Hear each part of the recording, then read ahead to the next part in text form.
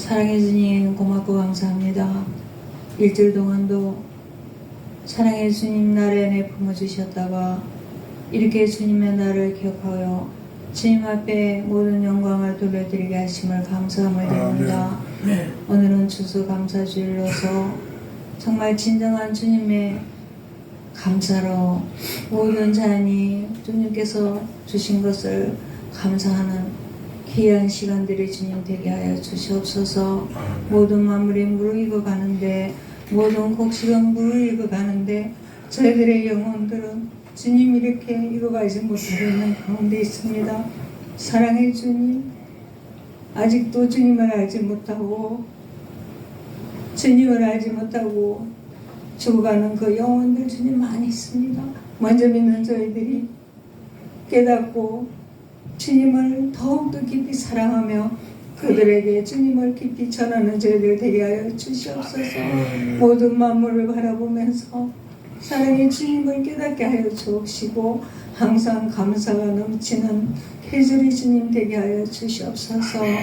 또한 저희들이 마음으로 짓고 또 행동으로 지은 죄들이 주님 많이 있습니다. 저희들이 못나고 설익어서 또한 아버지 깨닫지 못하여서 지은 죄들 주님 이 시간에 모든 것을 내려놓고 주님 앞에 자복하고 회개하는 귀한 시간들 주님 되게 하여 주시옵소서. 오늘도 저희들에게 주님이 이렇게 귀한 시간을 주셨는데 우리의 남은 시간이 주님 얼마나 남아 있습니까? 한 짝도 모르는 저희들, 무시한 저희들, 그러나 주님 그 순간순간을 감사하며 주님 앞에 더욱 가까이 가는 저희들 되게 하여 주시옵소서. 이 교회를 사랑하여 주셔서 지금까지 인도하여 주시고 지금까지 보살펴 주시며 주님 감사함을 드립니다.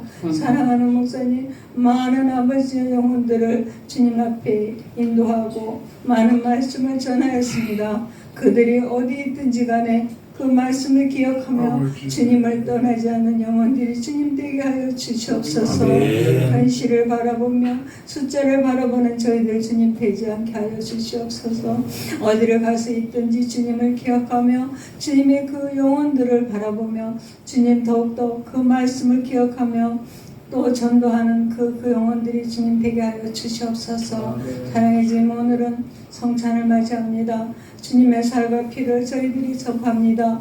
이 성찬의 의미를 깊이 깨닫는 귀한 시간 주님 되게 하여 주시옵소서. 오늘도 사랑의 목사님 귀한 말씀을 저희들에게 주실 터인데 이 말씀을 깊이 깨닫는 저희들 되게 하여 주시옵시고 말씀에 입각하여서 행동이나 아버지 저희들 생활 속에서 그 말씀을 더욱더 기억하는 저희들 되게 하여 주시옵소서.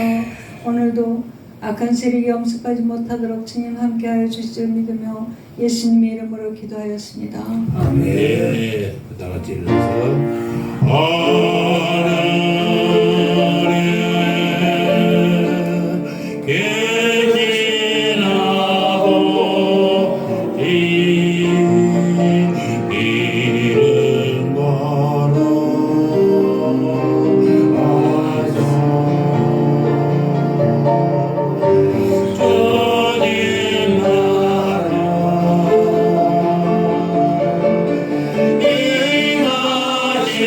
임하시오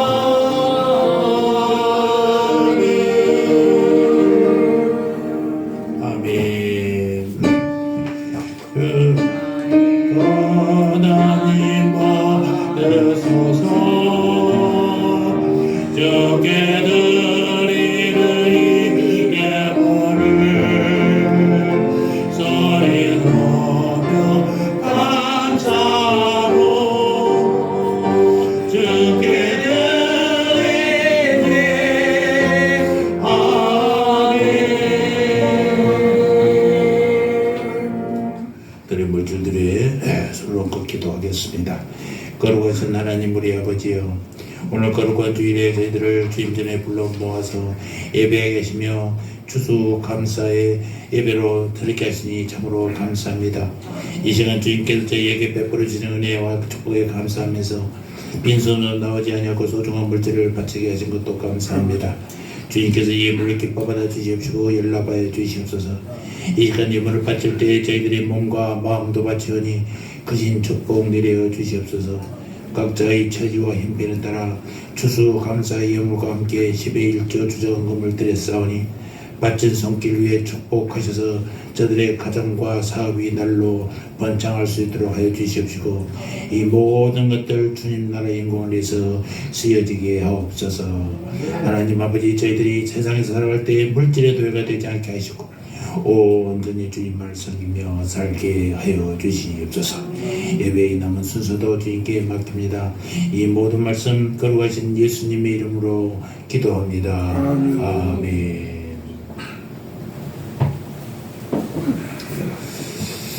자리에 앉으십시오. 영상이 밖에 좀 이상하지요. 노트북에 있는 자료들이 좀 다 없어져가지고 어제 갑자기 만들다 보니까 그랬습니다.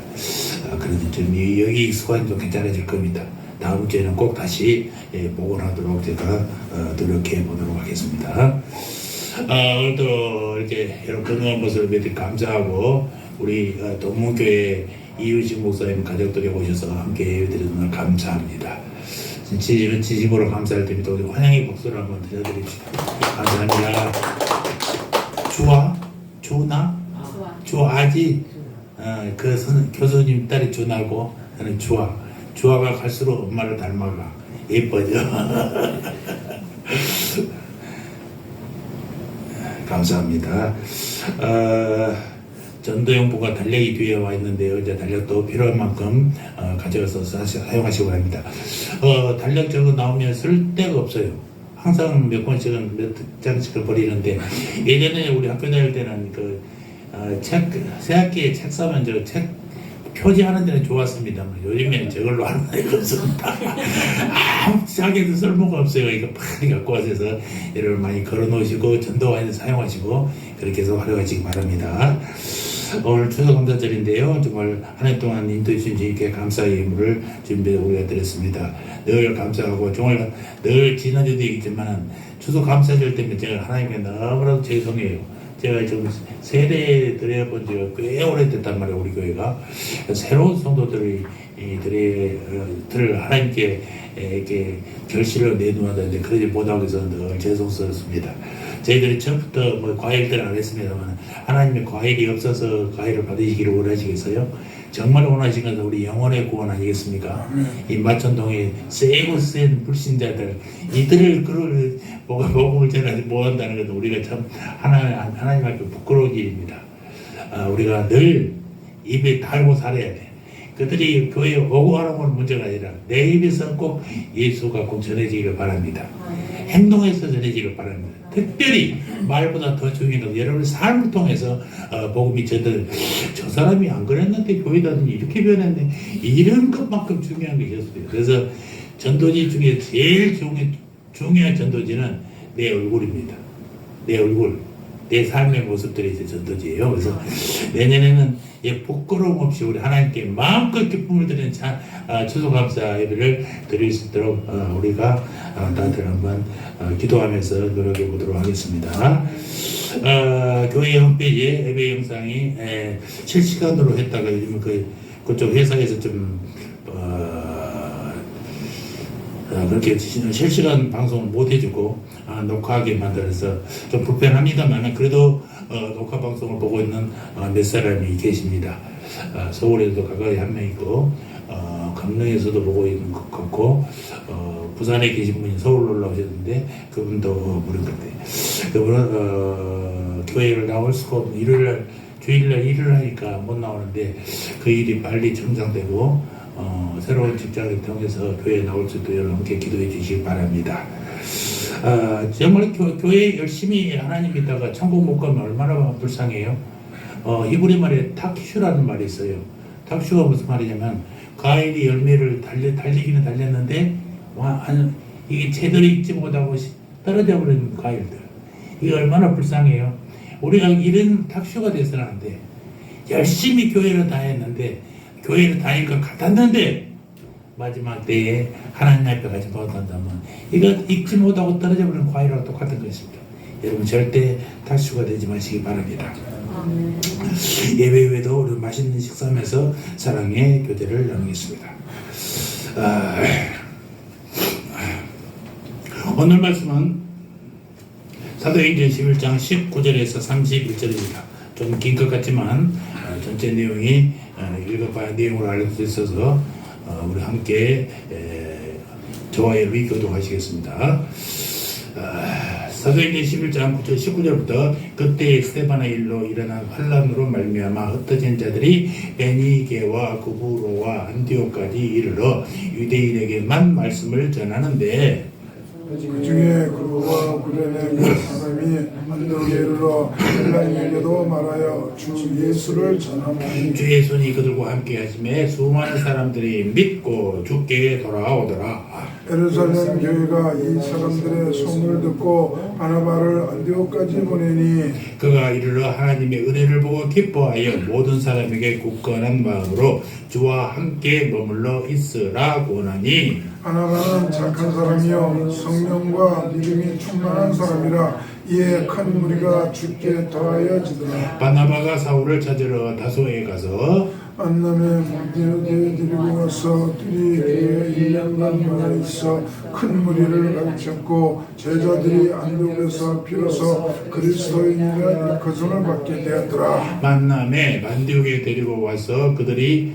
둘이 교회에 1년간 모여 있어 큰 무리를 가르쳤고 제자들이 안디옥에서 비로소 그리스도인이라 일컬음을 받게 되었더라. 그 중에 아가보라 하는 한 사람이 일어나 성령으로 말하되 천하에 큰 흉년이 들리라 하더니 글라우디오 때에 그렇게 되리라.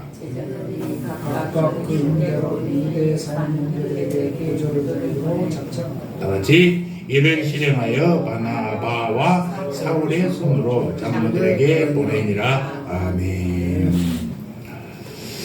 오늘은 사도행전 11장 말씀 중심으로 영혼을 사랑하는 교회라는 제목으로 말씀을 나눌까 합니다. 아까도 얘기지만 좋은 추수의 계절, 추수 감사절에 정말 쓸쓸하게 보낼 수밖에 없는 것은 영혼의 감사를 영혼의 열매를 드리지 못한 것이 너무나 주님께 부끄러워서 그렇습니다. 그래서 정말 내년에는 추수 감사 절기다운 절기를 맞이하기 위해서는 우리가 내년을 준비하는 마음으로 전도에 관한 말씀을 전해야 되겠다라는 결심으로 전년 추수 감사절의 유대와 상관없는 내용을 전해드리도록 하겠습니다. 이 전도의 모범을 보인 교회가 안디옥 교회입니다. 초대교회. 그래서 안디옥자가 붙으면 항상 선교교회 할 때 안디옥 하면 선교라는 단어가 떠오르게 되는 거죠. 그래서 오늘은 본문이 바로 안디옥 교회에 관한 이야기죠. 안디옥 교회는 완전한 교회는 아닙니다만 상당히 이상적인 교회이던 것은 사실입니다. 먼저 예수님을 아주 사랑하는 교회였어요. 두 번째 서로 사랑하는 교회였고 세 번째 영혼을 사랑하는 교회였다라는 것입니다. 자, 두 가지 전도가 있는데요. 19절, 20절을 보면 이렇게 되어 있습니다. 19절, 20절 다 같이 한번 읽어볼까요? 시작. 그때에 스데반의 일로 일어난 환란으로 말미암아 흩어진 자들이 베니게와 구브로와 안디옥까지 이르러 유대인에게만 말씀을 전하는데 그 중에 구브로와 고레네 몇 사람이 안디옥에 이르러 헬라인에게도 말하여 주는 주 예수를 전파하니. 19절 20절은요 안디옥 교회 성도들의 전도에 대한 기록이에요. 먼저 19절 보면은 유대인에게 전도한 이야기고 그래서 유대인에게만이라고 되어 있잖아요. 20절은 헬라인 즉 이방인에게도 전도한 이야기가 기록되어 있습니다. 그러니까 유대인에게 전도하다가 점차 이방인에게도 전도했다라는 거 아닙니까? 유대인은 동족입니다. 말도 통하고 문화도 다 같이 공유했습니다. 그러다가 안디옥에 유대인 말고 이방인도 살고 있다는 것을 알았어요. 그래서 이방인에도 전도하기 시작했다라는 것입니다. 아무래도요, 동족에게 전도하는 건 훨씬 쉽습니다. 왜 그렇습니까? 언어도 같고 문화도 같으니까. 입만 열면 의사가 통합니다. 그냥 눈빛만 전해도 서로 의견을 주고받을 수가 있는 것입니다. 그렇습니다. 우리가 영혼을 사랑하여 전도하려고 해도 처음에는 모르는 사람에게 전도하는 것이 쉽지가 않습니다. 처음에는 아는 사람, 가족, 이웃부터 시작하는 것이 좋습니다. 그래서 안디옥 교회의 성도들은 처음에는 동족인 유대인에게, 다음에는 이방인에게 전도했다라고 19절, 20절은 기록되어 있는 것입니다. 전도하는 방식도 달랐어요. 19절 마지막을 보면요, 유대인에게만 말씀을 전하는데, 그러니까 말씀을 전했다는 말은 소곤소곤 말했다는 것입니다. 크게 소리지고 막 했다는 게 아니에요. 떠들었다는 게 아니에요. 친구끼리는요, 소곤소곤 얘기를 다 듣습니다. 부부끼리는요, 그냥 말하지 않아도 알았으면, 우리나라 대한민국 사람들은, 한 잔만 가지고 다 통한답니다. 여보, 그러면, 다 무엇을 요구하는지를 알아. 예, 서로 이렇게 늘 공감하기 때문에 말이죠. 우리 전라도에서는 거시기 하나로 다 통하잖아요. 그러듯이, 다른 설명이 필요 없어요. 그냥 서로 눈빛만 다 알 수 있는 거예요. 가까이 있는 사람들은. 그렇기 때문에 훨씬 전도하기 쉽습니다. 사실 동정이되기는 큰 소리로 떠들어서 막 웅변적으로 얘기할 필요가 없다는 거죠. 사정도 서로 잘 알고 성경의 내용도 잘 알고 있으니까 다 같이 피나는 형편에 누가 누구의 큰 소리 주고 누가 누구에게 이랬다 저랬다 할 필요가 없다는 것입니다. 그래서 가까운 사람에게는요, 굳이 많은 설명이 필요 없어요. 말보다 더 좋은 것은 좋은 관계를 유지하는 것이다 라는 것입니다. 마태복음 5장 13절에서 14절에 이런 말씀이 있어요. 너희는 세상의 소금이니 소금이 만일 그 맛을 잃으면 무엇으로 짜게 하리요. 14절 너희는 세상의 빛이라 산 위에 있는 동네가 숨기지 못할 것이요. 소금과 빛에 대한 말씀이죠. 소금과 빛은 그리스도인인 우리가 세상을 사는 두 가지 방법을 가르치고 있는 것입니다. 소금은 뭐요? 녹는 거 있잖아요. 음식 속에서 맛을 내기 위해서는요, 소금이 충분히 녹았으면 들어야 맛이 있게 되는 것입니다. 빛은 드러내는 것이요. 세상의 어둠이란 빛은 어둠을 드러내죠. 소금은 동화요, 빛은 구별이라는 것입니다. 그런데 무엇이 먼저냐? 많은 사람들이 그 습관대로 빛과 소금이라고 그러잖아요. 그런데 성경은 소금과 빛이, 그러니까 소금이 먼저 나오고 빛이 나중에 나오는 말이에요. 이건 무엇을 뜻하느냐? 그리스도인의 삶의 첫 번째는 먼저 그 속에 침투되어야 돼요. 동화되어야 되는 거예요. 세상의 어둠을 향하여 강한 빛을 비추는 것이 먼저가 아니에요. 먼저 스며들어 녹아야 된다는 것입니다. 이것은 전도와 선교에서도 마찬가지입니다. 전도와 선교의 첫 번째는 그 속에 들어가서 동화되는 거예요. 상대방이, 내가 아무리 좋은 말씀을 해도 상대방이 딱 마음을 닫아버리면 어떻게 해요? 아무것도 들리지 않아요. 그 사람 마음을 열게 하는 게 중요합니다. 열면은 그다음부터 내 말이 들어가기 시작하면은 그가 변하게 되게 되었습니다. 저희들이 14년 동안 만찬을 지역에 했습니다만은 그는 전도하기 위한 전도의 목적도 있지만 결국에는 전도의 목적이지만 우리가 그들이 하는 건 내가 예수 믿고 나서 하나님의 은혜에 감격한 우리들이 해야 될 것이 이웃에 대한 사랑뿐이에요. 그래서 그걸 갖다 준다고 해서 그들이 교회에 와야 된다 말이 조건이 없잖아요. 필요 없어요. 그냥 하는 거예요. 그러면 그 마음에 그들이 동화돼서 오게 되는 것입니다. 오늘 모든 우리 문 집사님 지난주에 통화했습니다만 반찬을 계속 같이 한 달 정도 됐는데 집사님이 그러고요. 아니 새학교의 목사님이라며 왜 나한테는 교회 교회 나오란 말 안 해요 이러는 거예요. 그러면 이제 이런 거란 말이에요. 그래서 교회 나오고 싶으신가요? 우리 교회가 여기 있습니다. 오십시오. 그래서 오시게 되더라고요. 저번에도 있지만 이 똑똑한 할머니가 여호와는 나의 목자시. 저기 뭐 배로 내가 잘못했구만. 여호와의 증인이네. 여호와가 있네. 그래갖고 그분을 설득하는 데가 상당히 어려웠습니다. 지금은 아주 우리 교회 어르신 역할을 하시면서 이제 무릎 수술하셔서 군산에 요양 가서 계십니다만 또 참 살만하다가 또 요즘에 다리가 아프다고 투정을 하세요. 다음 주에는 한번 가봐야 될까 생각도 하고 있습니다. 28일 날 다시 한번 서울에 병원에 오신다고 하니까 그때 또 찾아뵙고 인사드리도록 하겠습니다. 그러니까 항상 마음을 여는 것부터 문제예요. 그래서 내가 그들에게 침투하지 들어가지 않으면요 절대 마음의 문을 열 수가 없습니다. 하여튼 먼저 녹아야 되는 거예요.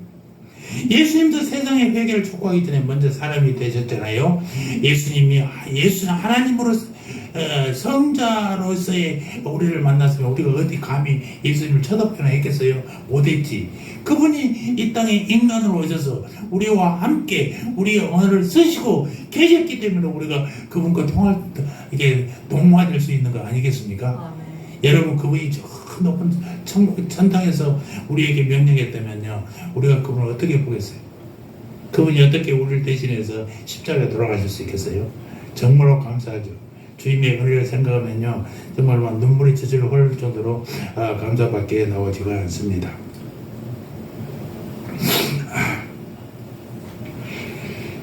그래서 예수님께서도 말씀이 육신이 되어 우리 가운데 거하심에 그분이 육신이 되지 않았으면 우리와 함께 동화될 수가 없어요. 제가 처음 수술하기 전에 금산 시골에 충청도 금산에 찬양을 하러 갔는데 우리 합창단이 논 가운데 논 옆에 가리게 교회가 있더라고요. 조그만 교회, 우리 교회보다 훨씬 적어요. 우리가 30명이 갔는데 30명이 들어가니까는 앉을 자리가 없어. 그래서 우리는 밖에 있다가 어르신들이 오고 나서 이제 들어왔었는데 저는 조그만 시골 교회.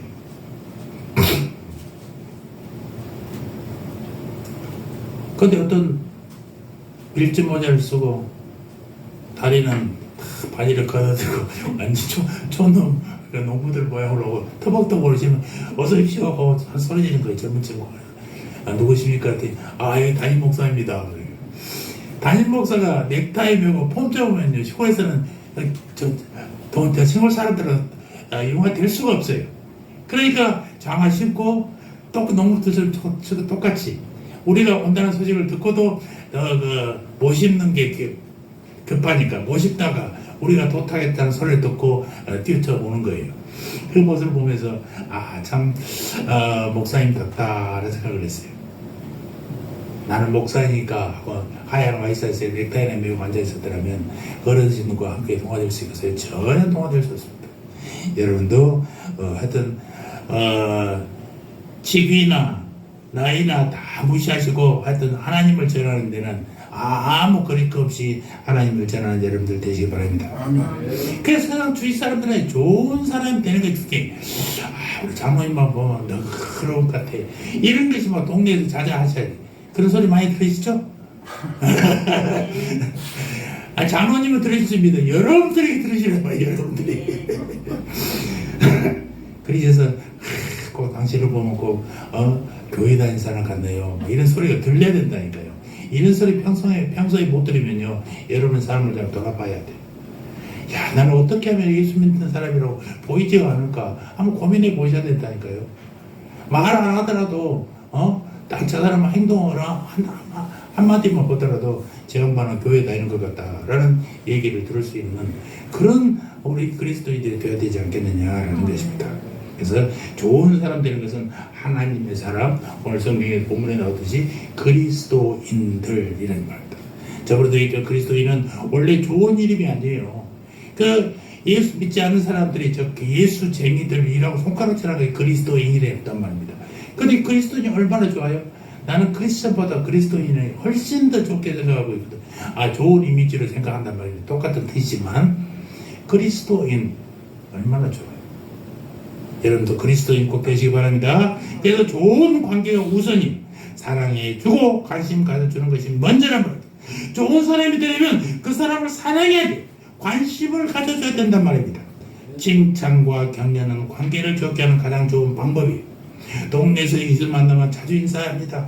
그가 얘기하면 잘 들어줘야 됩니다. 만날 때마다 미소를 지어야 됩니다. 가끔 안부를 묻는 것도 좋습니다. 좋은 관계가 영혼을 살아가는 첫 번째 단계랍니다. 저는 주차장에서 어떤 아주머니인지 아가씨인지를 늘 만납니다. 약간 부족한 것 같긴 한데 나만 보면 와서 막 얘기를 합니다. 동네 사람들은 나하고 싸운 줄 알아. 막 자기의 불만을 나한테 막 얘기하는 거예요. 자기 직장의 상사가 자기를 막 못되게 하고 막 그런 데가 막 목소리 사람들이 나하고 싸우는 것 같아. 그러니까 내가 주차장에서 얘기 안 해. 밖으로 나와. 사람들 좀 보라고. 내가 주차장 안에서 하면 그 둘이 나한테 막 불만이 싸운 것 같아갖고. 동네에서 소문이 얼마나 안 좋겠어요. 저 목사는 뭘 잘못했길래 저 여자가 저렇게 소리 지르고 따질까. 그래서 길가로 나와. 데리고 한방 알아보면서. 그래서 사람들이 보라고 그래서 그래. 얼마나 속상해서 하면서 내가 두들겨주고도 보내고 그런단 말이야. 누구한테 할 얘기 없으니까. 그저 나만 보면 직장에서 서로를 막 다 털어보는 거예요. 그분은 내가 스트레스 푸는 대상이 됐어. 나는 그 사람을 들어줘야 되니까 안 들어주면 또 어떻게 하겠어요? 마이크가 약간 걷다 괜찮죠? 그럼 들어주는 거예요. 그런 관계를 맺으면 옆에서 보더라도 저 목사님 속도 좋네. 자기를 다 들어주네. 어떨 때는 여기 저녁에 앉아서 꼭 이거 턱에 앉아갖고요. 나가면서 보니까 빵하고 우유를 먹고 있다가 들어오니까는 빵 우유를 다 버려놓고 담배를 피우고 있길래 좀 깨끗이 한번 합시다 그랬더니 이 사람 내가 교회에 딱 목사질 할 때 나한테 시비를 거는 거야. 내가 뭐 쟤한테 어떻게 못하는 것 같아. 마이크 들어갔어요. 이게 왜 들어간다고 핸드 마이크로 해야 돼. 이게 접촉이 안 좋아서 핸드 마이크로. 좀 놀라지 마십시오. 이것도 날씨가 추워지니까 자꾸 이렇습니다. 제가 그 사람한테 설명할 수도 없잖아요.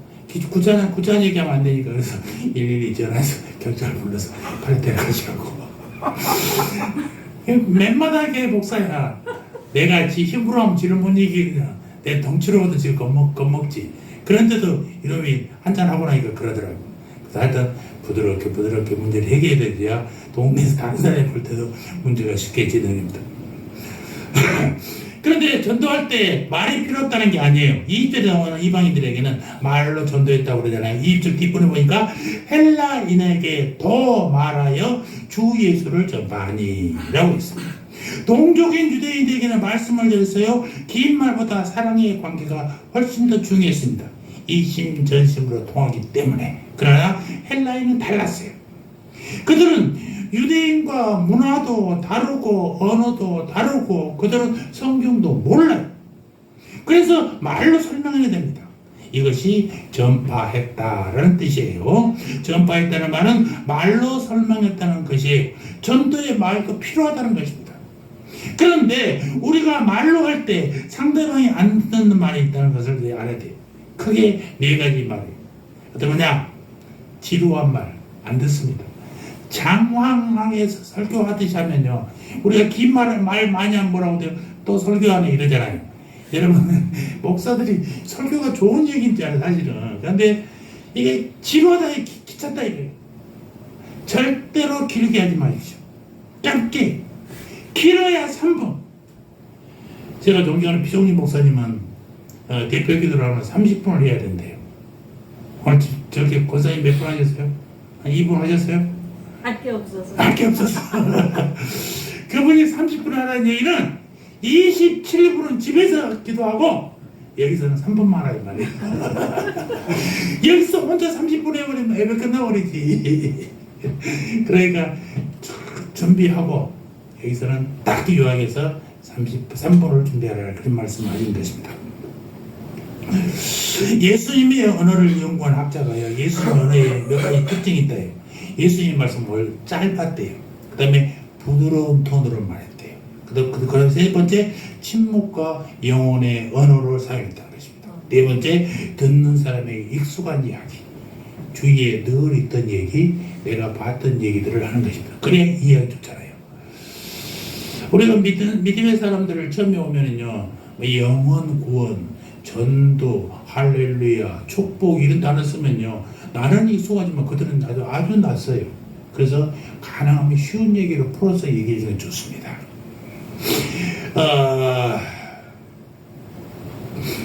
그러니까 지루한 말은 안 되는 거고요. 복잡한 말도 안 되는 거고요. 세 번째, 종교색에 짙은 얘기도 안 돼. 그러니까 여러분, 저는 어렸을 때 몇 가지 그 용어를 해석 못했고 고민했던 것들이 있어요. 그 6월절이라는 단어 저번에 얘기했잖아요. 왜 6월절이 4월일까? 6월절이 6월이어야 되는데 물어보지도 못하고 얼마나 했던지 몰라요.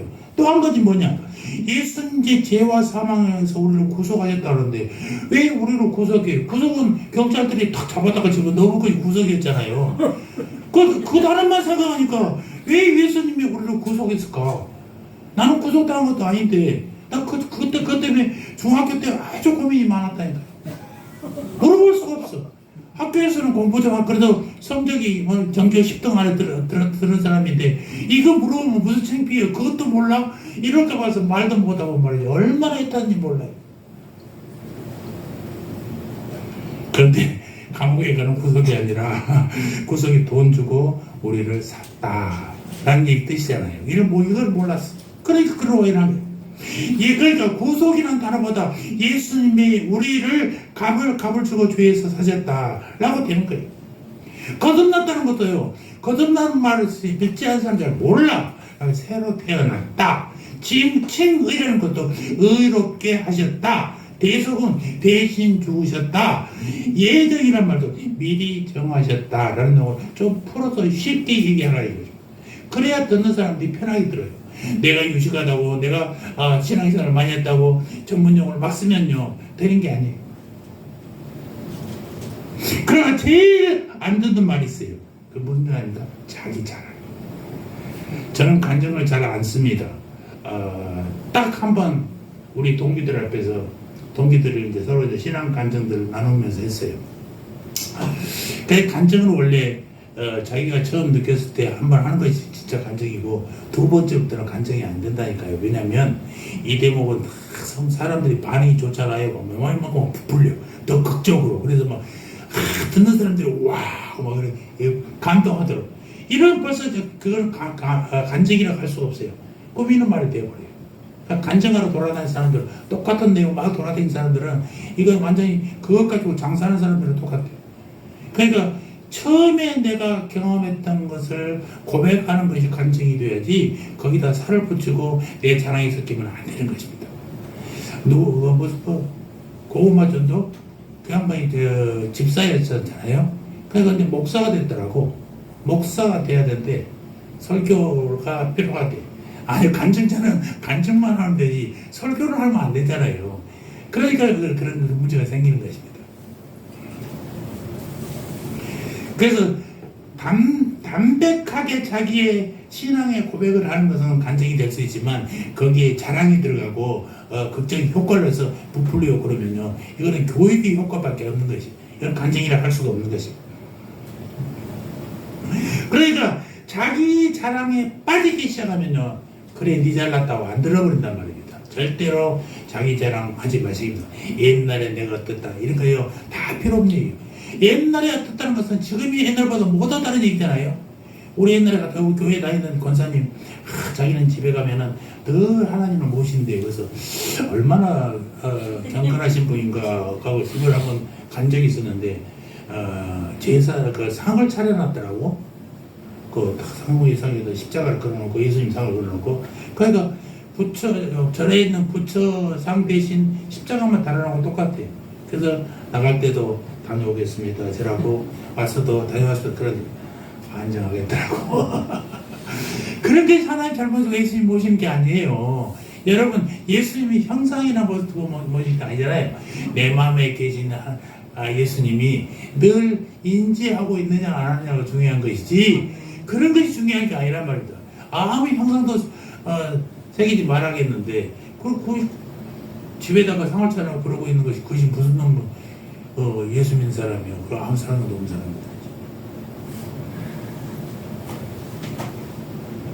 간증의 초점은 뭐냐? 내 자랑이 아니라 하나님의 자랑입니다. 하나님이 나를 구하셨다. 내가 우리 집사람한테도 늘 얘기합니다만은 기도했더니 우리 집사람뿐만 아니라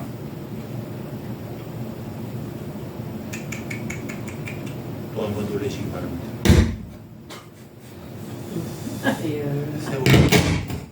세월이 그래도 안 돼.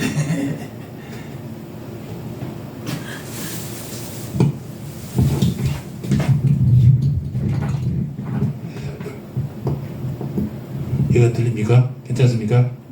네, 이것도 뭐 이제 언젠가 또 되돌아오겠죠. 아유, 잘 됐는데 수익질 껐구만요.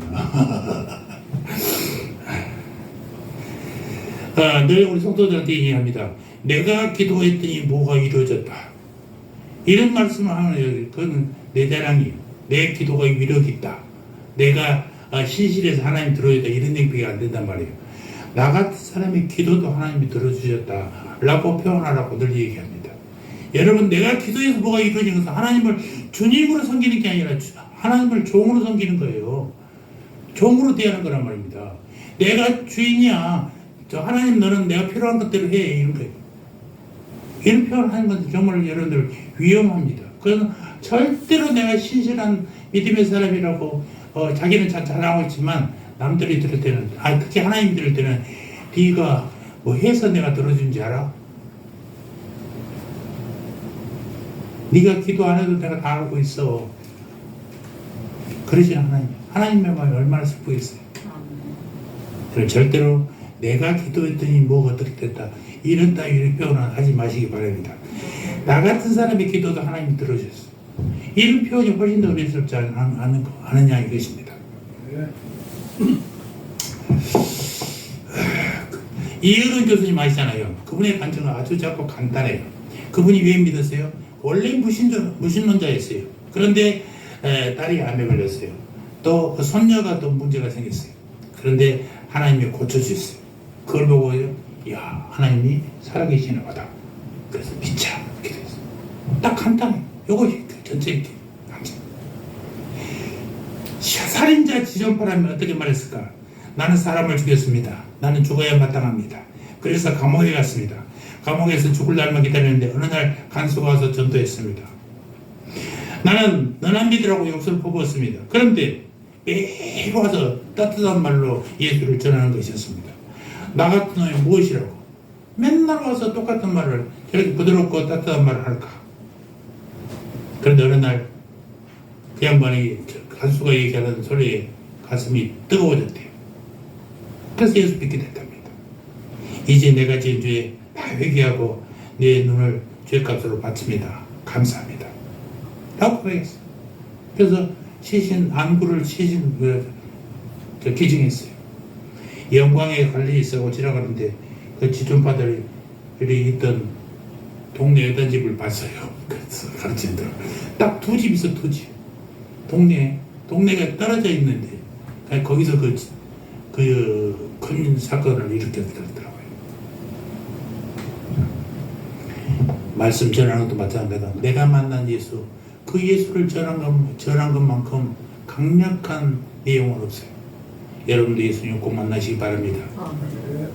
저도 초등학교 1학년 때 교회 다녔지만 대학교에 들어가서야 대학교 졸업할 때야 성령이 예수 만났어요.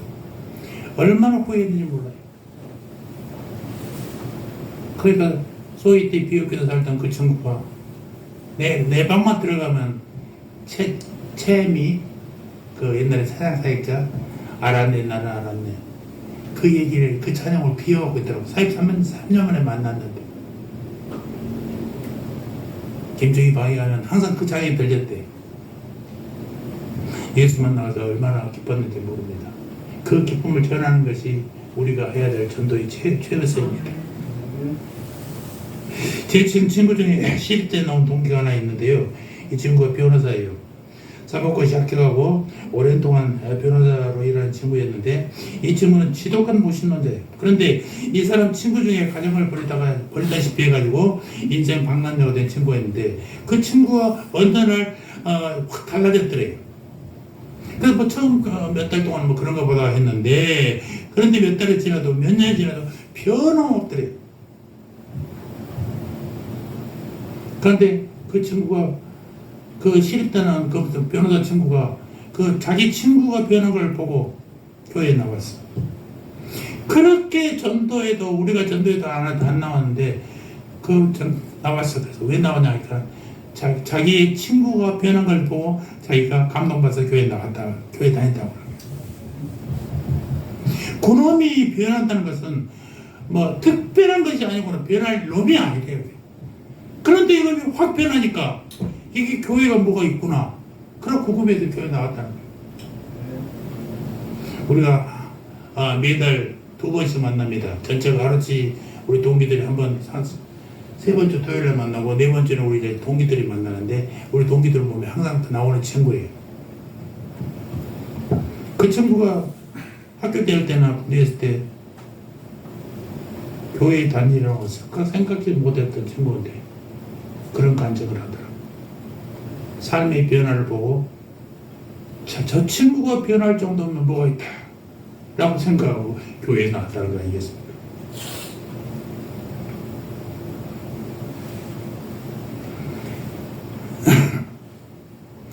사람들마다 다 스토리겠습니다. 예수 믿는 사람들은 다 어떤 그 스토리도 있어요. 우리 신대원 나온 사람들, 신대원 평균 나이가 36이니까 뭐 그런다고 합니다만, 우리는 40이 넘어서 갔습니다만, 간증거리가 나이가 많아서 신대원 온 사람 중에 간증거리가 없는 사람이 없어요. 간증거리가 얼마나 간절한 것들이 많은지 몰라. 다 사람들은 그런 얘기를 좋아해요. 여러분에도 그런 간증거리가 오게 되시기 바랍니다.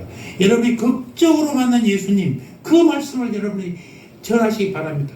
그럴 때는 말이죠, 입에 막 침이 튀기고 거품이 물어도 막 얼마나 원고도 필요 없어. 막 얘기해. 그래서 최고의 사랑은 전도고 최고의 전도는 간증이라는 사실입니다.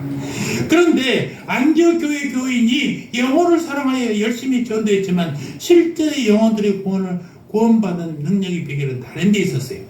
자, 21절 다 같이 볼까요? 21절 시작. 주의 손이 그들과 함께 하심에 수많은 사람들이 믿고 주께 돌아오더라. 다 같이 주의 손이, 주의 손이 안디옥에서 전도한 작은 사람들, 그들의 순종을 위대한 부흥으로 축복하는 것은 하나님의 손이었다라는 것입니다. 그들이 열심인 것도 주님의 손이 그들과 함께 하셨다라는 사실입니다.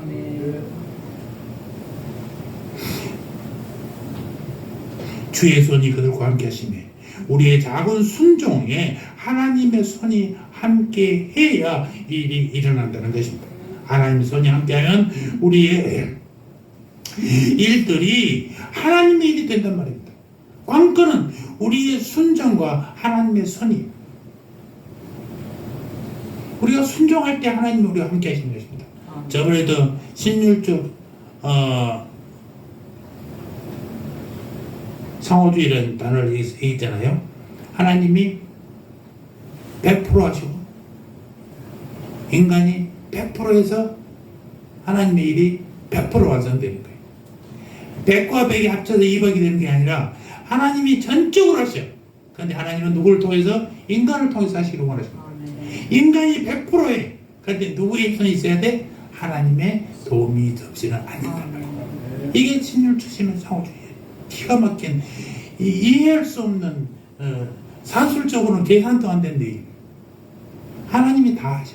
근데 그 하나님은 꼭 우리를 위해서, 우리와 함께 하시려고 원하시고, 우리를 통해서 일하시는데, 우리는 누구의 힘으로? 내 힘이 아니라 하나님의 일로, 하나님의 힘으로 우리가 하게 된다라는 것입니다. 그러니까 우리의 순종이 바로 하나님의 손이라는 것입니다. 하나님의 손이 붙잡혀 줘야 우리가 모든 일에 승리할 수가 있는 것입니다. 하나님의 손이 붙잡아 주지 않으면 우리는 아무것도 할 수가 없단 말이에요. 지난주에도 그런 얘기 했잖아요. 내가 무엇을 하겠다는 게 문제가 아니라 그냥 하나님의 뜻에 순종하는 것만으로도 우리는 우리 일을 다 하는 거예요.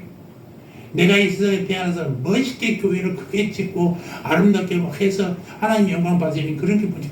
하나님이 집이 없어서 그렇습니까? 사람이 없어서 그러겠습니까? 그런 거 중요한 게 아니에요. 단 한두 명만이라도 목회하더라도 그들에게 참 하나님을 전할 수 있다면 우리 임무는 다 한 거예요.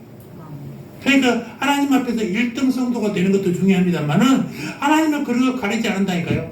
1등 성도도 있어야지 저 밑에서 청소하는 사람도 있어야 되잖아요. 다 1등 성도만 데리고 청소 안 하면 천국도 지저분해지는 거예요. 다 역할이 있어, 역할이. 그 역할에 만족해.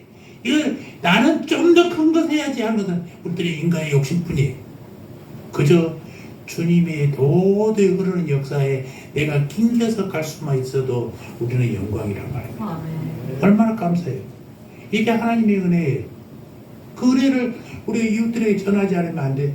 누군가에게서 우리가 그 은혜를 받았으면 우리도 전해야 되는 게 우리 임무예요.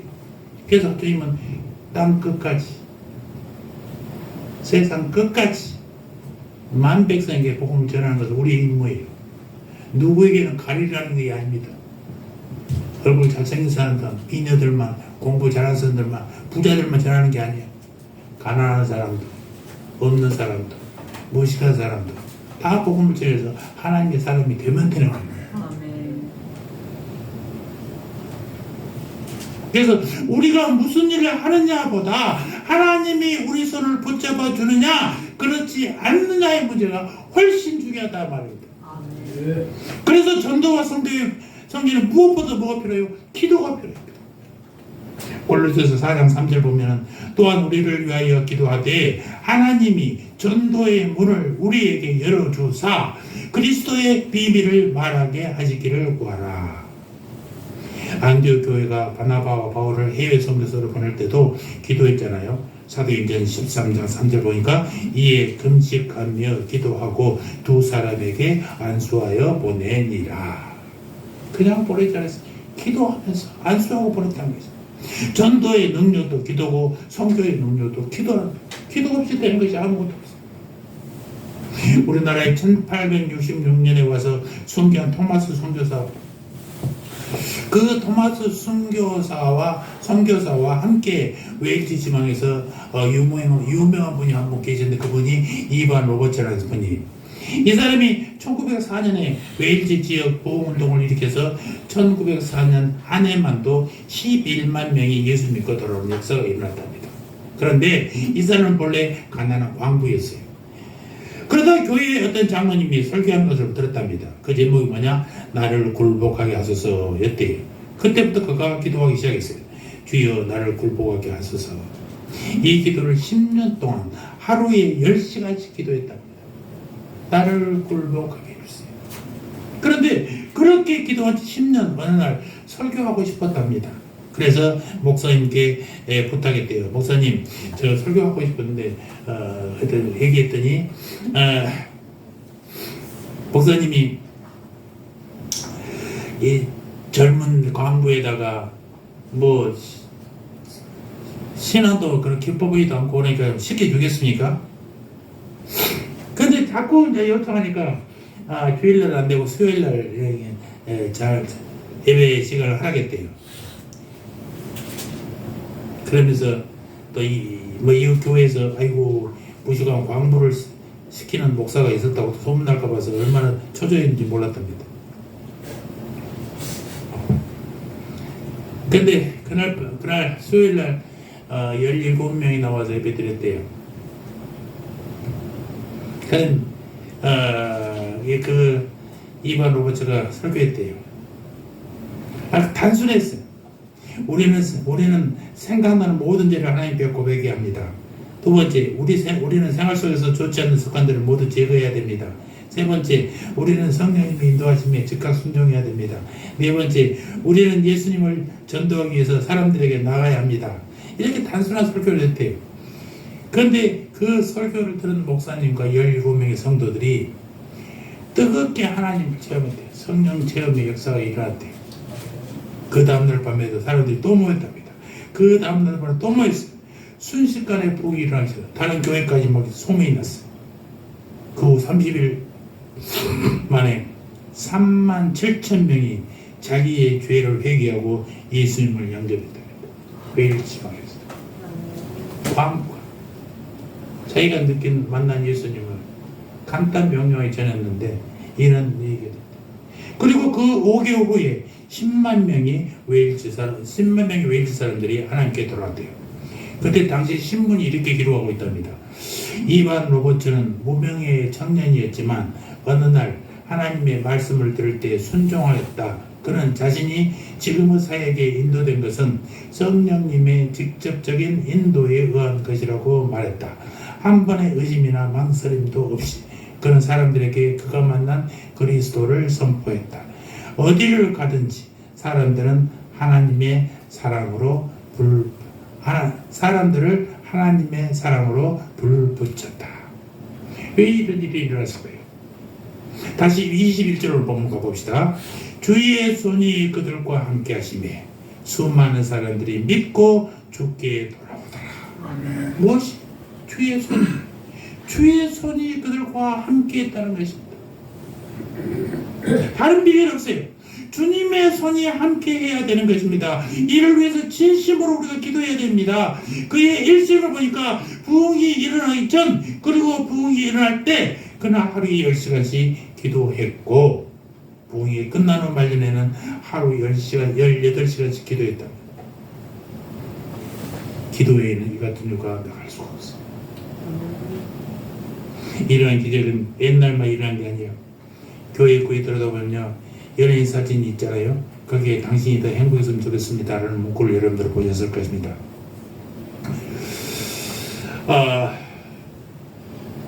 저희 연예인 사진 도용하면 원래 걸리잖아요. 그러니까 저거는 우리 복음의 전함이라는 선교단체에서 공짜로 제공해 준 것입니다.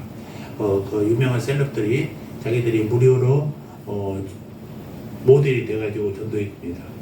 이 복음의 복음의 전함을 만든 장로님을 제가 만났어요.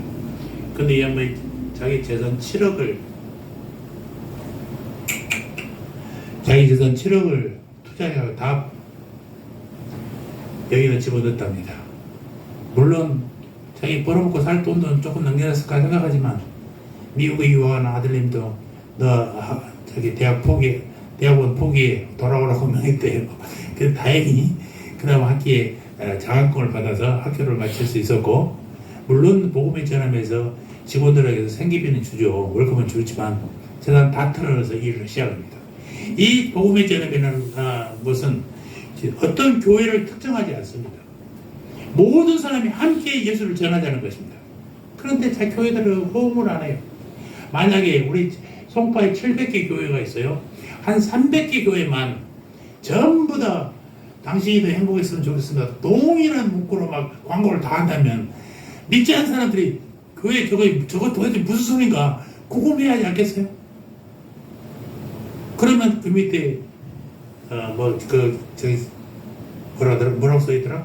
무엇을 쳐보세요. 뭐라고 써있잖아요. 거기 쳐보면 홈페이지가 열려요.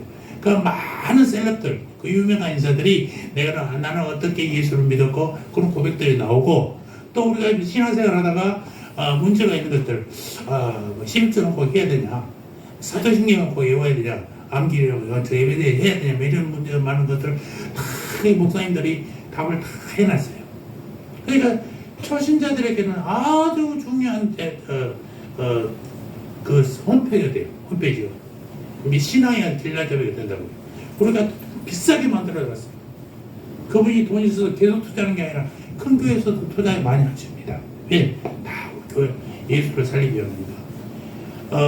작년에는 안성 경부고속도로 안성에다 큰 고속도로 거기다 이게 당신이 더 행복했으면 좋겠습니다 라고 탁 붙였어요. 그 광고가 엄청나잖아요. 그 예수 전도의 용어를 감옥에 못합니다. 그래서 실어주지 않으니까. 근데 고려은단은 그걸 써놨더라고요. 예수 loves me인가? 용가 이렇게 써놨어요. 용기 있는 사람. 한글로는 쓰지 못하고 영어로만 써놨어요. 그런데 이 복음의 전함이라는 단체도 자기가 다 투자하고 자기 교회에 부흥시킬 게 아니라 대한민국에 예수를 전하겠다고 나서는 양반이 계십니다. 이런 양반들은 하나님께 사로잡히지 않으면 이런 일을 할 수가 없는 사람들이에요. 주님의 손이 그를 붙잡았기 때문에 그가 자식 공부도 다 팽개치고라도 그 복음을 전하겠다고 그러는데 그 자식도 하나님이 가만두지 않잖아요. 다 장학금 받아서 마치게 만들어 주시잖아요. 기가 막힌 하나님이었어요. 주의 손이 함께하면요 이런 기적이 나타나요. 하나님의 기적은 어제나 오늘이나 영원토록 변화없이 우리의 삶 가운데 나타난다는 것입니다.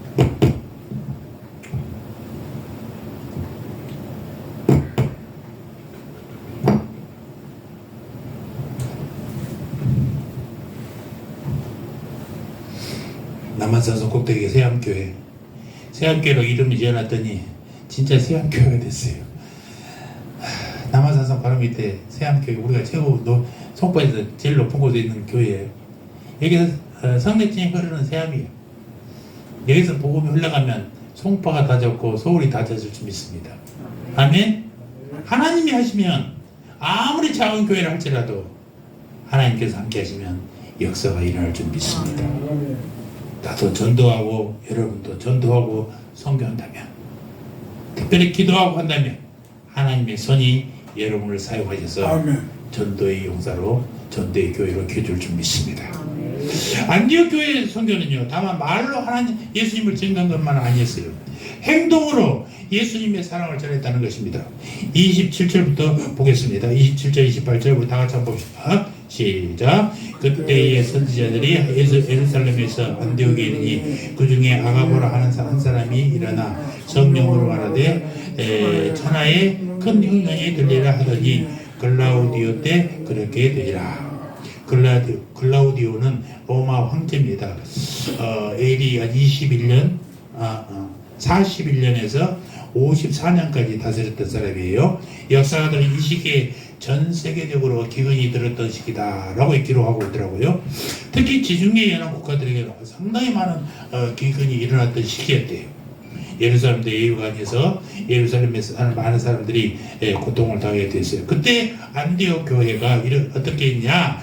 29절 제자들이 각각 그 힘대로 유대에 사는 형제들에게 부조를 보내기로 작정하고, 부조는 뭐예요? 구제금이에요. 안디옥 교회들이 힘을 다해서 구제금을 보내기로 한 대상은 바로 자신들의 동족이 아니었어요.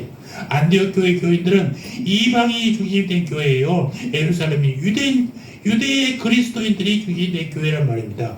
그들이 힘을 다해서 구제금을 보내기로 한 그 교회는 달동네 빈민교회가 아니라 모든 모교회고 유명한 사도들이 목회하는 교회, 모든 교회 가운데 가장 큰 교회인 예루살렘 교회였다는 것입니다. 사도행전 6장에 의하면 예루살렘 교회는 헌금 관리와 구제를 전담하는 집사 7명이 있었죠. 그러니까 상당히 규모도 크고 재력을 갖춘 교회가 예루살렘 교회였어요. 이제 막 태어난 개척교회가 그렇게 큰 예루살렘 교회를 돕기로 한 것은 어떻게 보면 그럴 필요가 전혀 없잖아요. 우리 요즘에 우리 개인 사람들 어떻습니까? 큰 교회가 작은 교회를 도와주기를 바라고 안 도와주면 자기들 몸 잘 먹고 산다고 욕하고 뭐 그러잖아요. 우리 코로나가 처음 났을 때 우리 송파에 여기 마천동에 별로 큰 교회는 아니에요. 1000명도 못 모이는 교회인데 그 교회에서 2천만 원을 작은 교회에서 내놨어요. 그래서 30만 원인가 50만 원인가 각 교회에 줬어요. 감격했어요. 고마웠어요. 그래서 문자로 고맙습니다 보냈더니 그 목사님이 문자 주신 분이 목사님 부입니다. 나 세상에 고맙다는 표현도 안 하는데 당연히 작은 교회를 받아야 된다고 생각하는 거예요. 근데 여기 본문에서 안디옥 교회, 이방인의 교회가 우리나라도 영락교회, 큰 교회, 그런 교회에 문제가 있으니까 헌금을 보내고 있는 거예요. 참 아름다운 교회 아닙니까? 작정하고 이를 시행하여 라고 29절 30절에 기록했어요. 안디옥 교회는 이를 작정하고 실행했다는 것 아니겠습니까? 내가 아닌 다른 사람이 고난당할 때 우리는 기도할 수는 있습니다. 안타까워할 수는 있습니다. 어떻게 도와보자고 회의도 할 수 있어요. 그런데 안티오크 교회는 어때요? 작정하고 실행했다는 것 아니겠습니까? 그리고 다른 사람이 아닌 바나바와 사울을 통해서 예루살렘 장로들에게 전달했다라고 기록하고 있습니다. 왜 이렇게 할 수 있었을까요? 29절 다시 보겠습니다. 시작. 제자들이 각각 그 힘대로 유대에 사는 형제들에게, 그러니까 유대에 사는 누구에게? 형제들에게. 이방인이 유대에 사는 그들을 뭐라고 불러요? 형제라고 부르고 있다는 것입니다. 안디옥 교회가 그렇게 할 수 있던 이유는 안디옥 교회가 예루살렘 교회를 형제로 여겼다라는 것입니다. 저와 여러분도 한국 교회를, 이웃 교회를 형제 교회로 여기시기를 바랍니다. 저희들이 나누고 기쁨 처음 할 때는요, 저 작은 교회들은 송파 연합회 가면은 완전히 심부름 많은 목사들밖에 안 돼요. 큰 교회는 다 단상에 앉아서 폼 잡고 그러는데 작은 교회 목사님들은 밑에서 다 심부름을 하고 있어요. 너무나 안쓰럽잖아요. 교회가 작지 그 사람이 작습니까? 그래서 우리가 50만 미면들 목사님들 만나서 모였어요. 그때 36명이 모여서 그 반찬을 나누셔야겠죠. 일주일에 50만 원씩 한 달이면 200만 원이 들어가는데도 기가 막히게 하나님께서는 한 번도 돈이 없어서 반찬을 만들지 못한 때가 없었어요. 나만 걱정했어. 통장을 보고 아이고 다음 주 월요일에 어떻게 할까. 그럼 월요일에 보면 또 채워져 있어. 기가 막히게 하나님의 역사가 있음에도 불구하고 나는 또 걱정해. 당연히 믿음이 좋으면 다음 주도 채워주시겠지 이래야 되는데 다음 주는 어떻게 하지. 근데 또 채워져. 이게 똑같이 반복되고 있어요. 그래서 내가 얼마나 내 스스로가 믿음이 없는지 하면서 계속해서 하나님께 회개를 많이 했어요. 이게 사람이더라고요.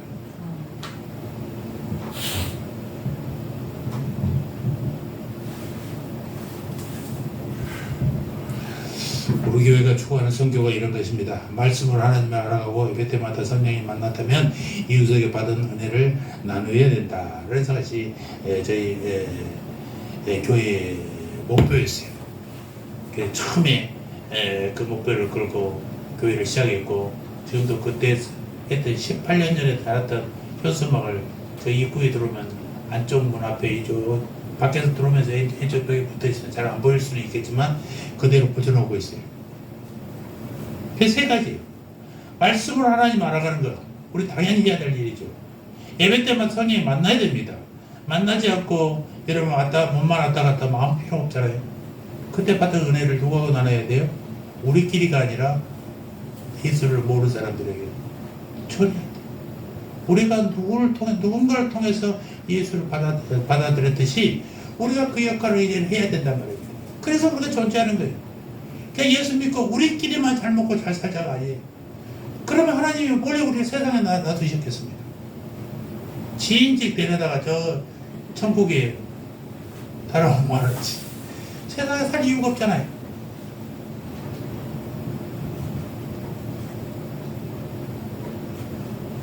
필요한 자에게 필요한 것을 주는 사랑이 사도행전의 선교입니다. 사도행전 2장 45절 보면 또 재산과 소유를 팔아 각 사람의 필요에 따라 나누어 주고. 그러니까 세상은 능력에 따라 줍니다. 그런데 하나님의 나라는요 필요에 따라 나눠준다는 사실이에요. 사랑은 주는 것이고 주지 않으면 사랑이 아닙니다. 그런데 우리 목사님들부터 반성을 해야 돼. 믿는 사람들도 반성을 해야 돼. 목사님들 모임에 가서 선물 10명이 모여서 저기 선물 10개 있습니다. 가져가십시오. 꼭 부족해. 왜 부족할까?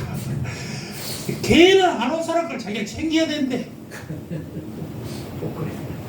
꼭 그래. 아니 목사님만 그런 게 아니라 여러분은 내가 목사 얘기하니까 여러분들은 편한 것 같아. 안 그래요. 내가 교회 목사 안수하고 우리 교회가 한 150명 예배드리거든요. 그래서 내가 우리 전도사한테 50개를 따로 옆으로 놔라. 단어 더 없애야 되고 150개 놨어요. 150명 예배드리니까. 근데 아니라 달라. 부족하대.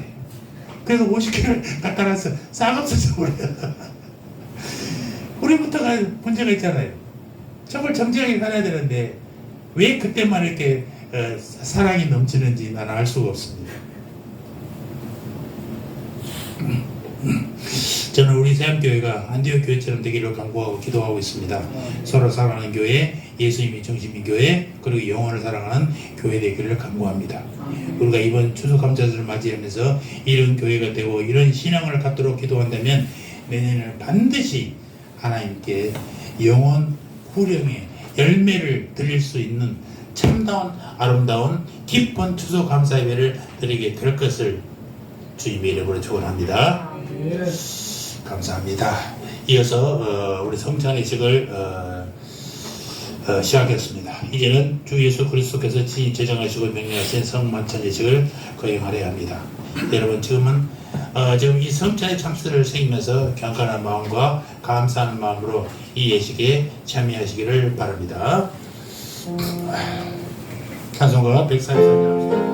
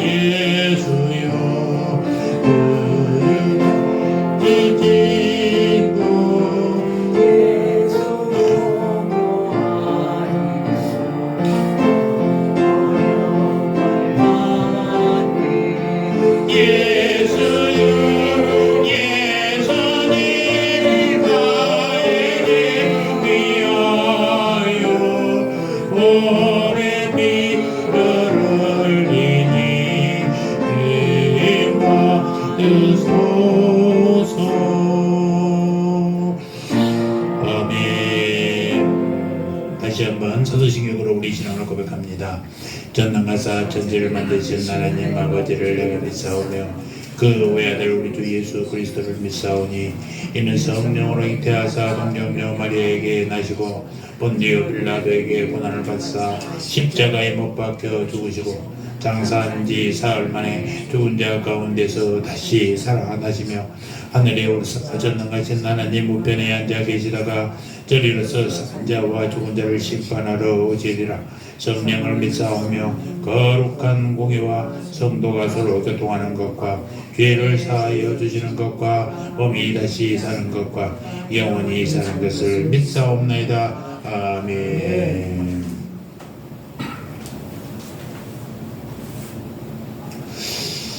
같이 기도하겠습니다.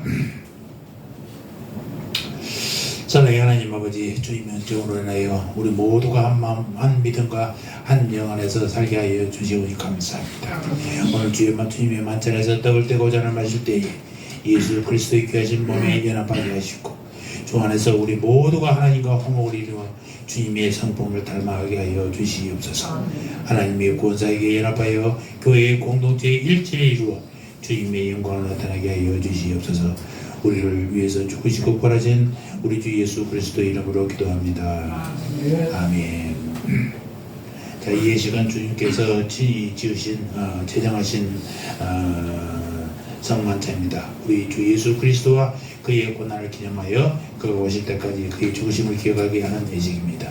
이 예식은 입으로 신앙을 고백한 그리스도인들에게 새 힘을 공급하여 죄를 대적하며 고난과 유혹에도 승리케 하며 또 믿음의 확신과 사랑의 수고와 우리 주 예수 그리스도에 대한 소망의 인내를 더 정착시키는데 큰 유익이 되는 것입니다. 그리고 이 예식은 세례교인만 이 떡과 잔을 들 수 있습니다. 그러나 신앙양심의 가치를 받은 사람들은 이 성찬을 사용해도 될 것입니다. 끝까지 경건하게 동참해 주시기를 바랍니다. 장로님 도와주실까요?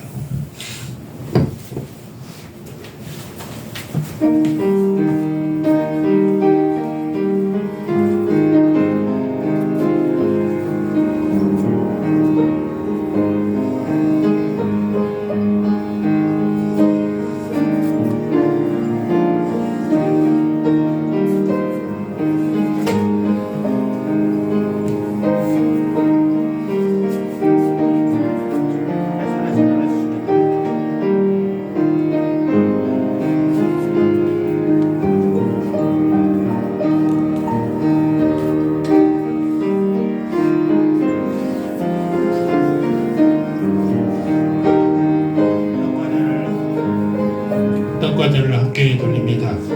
먼저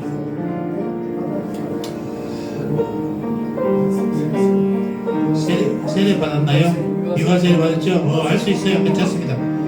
유아 세례 받았으면 참여해도 됩니다. 네, 참여해요. 네. 그렇지. 자, 그 앞에 놓고 먼저 떡을 드시기 바랍니다. 제가 축사하고 떡을 먹습니다. 떡을 들고 먹이세요.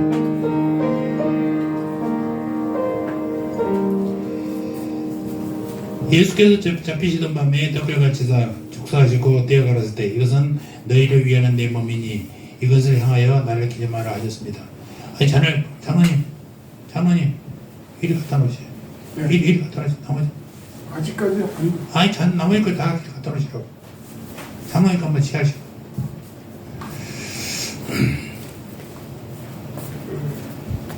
그럼 놔두시고.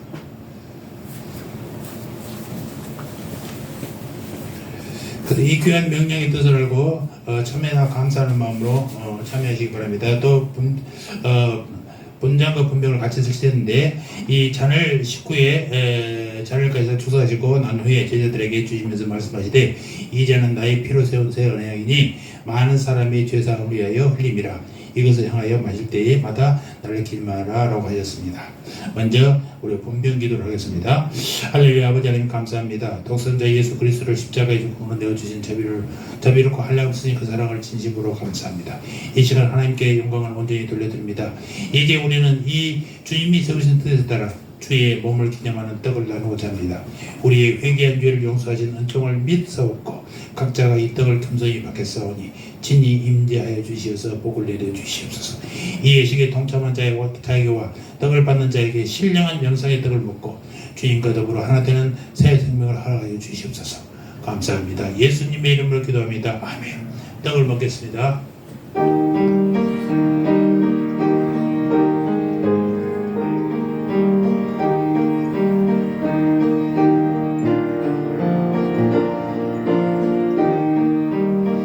떡을 드셨으면 잔을 꺼내 드시기 바랍니다.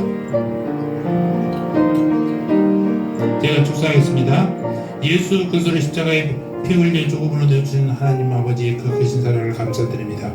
이제 우리는 주님의 살을 기념하는 떡을 받고 잔을 받으려 합니다. 주님께서 친히 이 잔을 나의 피를 뜻한 것이라 주의 제자들에게 나누어 주시던 주님, 지금 우리에게도 주셔서 이 잔을 받고 주님의 사랑에 감격하여 사대의 화신과 영생의 기쁨을 얻게 하여 주시옵소서. 그리고 이 잔을 받으면서 주님의 고난에 동참하게 하시고 영원한 구속의 보혈을 우리의 구원의 증거로 새롭게 확인하면서 주님의 몸된 교회에 하나 되는 믿음을 허락하여 주시옵소서. 감사합니다. 예수님의 이름으로 기도합니다. 아멘. 잔을 드시겠습니다.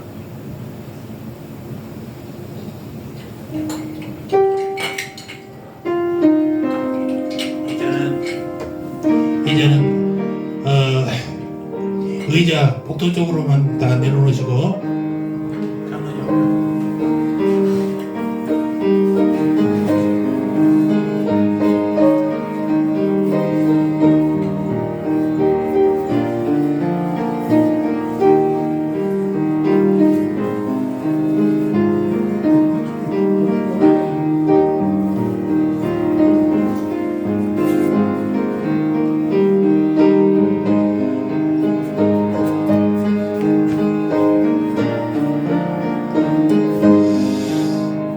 성찬을 다 잡수시고 예수님 제자들 데리고 저희가 찬미하면서 감동선을 가졌습니다. 이제 돌아가실 예수님, 그 예수님을 다시 매일날 기억하면서 우리 찬송가 98장 다 같이 찬송하면서 예배를 마치겠습니다.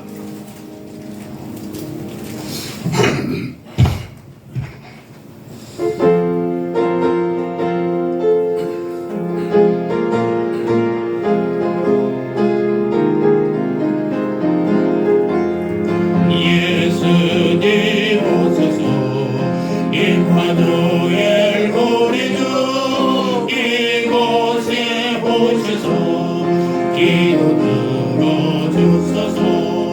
늘 하신 주께서 크신 일을 행하사 간구하는 우리의 기도를 주소서. 예수님 오소서. 임마누엘 우리 주 나를 떠나서 사람 몸을 입었네. 높은 자 낮추고 비천한 자 높이니 만민이 오셔서 사슬을 풀어주소서. 예수님 오소서. 임마누엘 우리 주 죄악된 세상에 성태우러 오셨네. 주의 자 먹이며 병든 자를 고쳤네. 조남왕비 돌보사 빛의 하소서.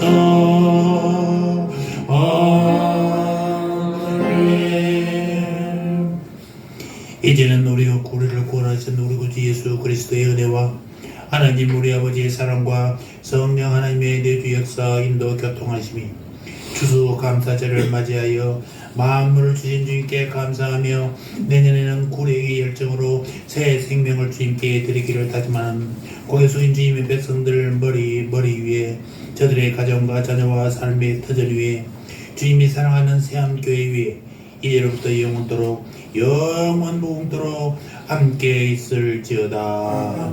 아멘.